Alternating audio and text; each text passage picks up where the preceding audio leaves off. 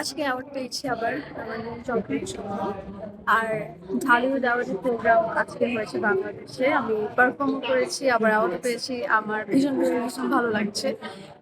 কেন ভালো লাগছে? কারণ এত টাফ কম্পিটিশন আর এত ভালো ভালো অ্যাক্টর অ্যাক্ট্রেস আছে, তার মধ্যে আমাকে তারা অ্যাওয়ার্ড প্রদান করেছে এবং এত আহ, মানুষ আমাকে ভালোবাসা দিচ্ছে, সবকিছু মিলে আই এম ভেরি ব্লেসড। একটু জানতে চাই যে আপনার ড্রেসটা খুব স্পেশাল মনে হচ্ছে আজকে, একটু বলবেন ড্রেসটা নিয়ে।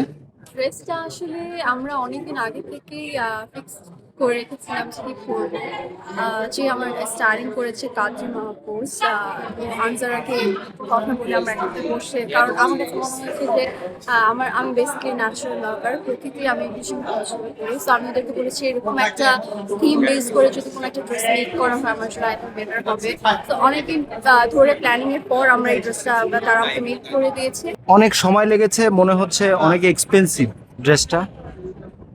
কিছু কিছু জিনিস প্রাইসলেস থাকে, প্রাইস জানতে নেই, but ya it's very heavy and ya it's look very I think gorgeous. Ya মানে এই ড্রেসটাকে আমরা কি বলতে পারি, কি নামে? আই ডোন্ট নো, এটা কোনো নাম নেই অ্যাকচুয়ালি। যে যে নাম নিতে পারে, এরকম কোনো আমরা নাম ঠিক করিনি। Thank you.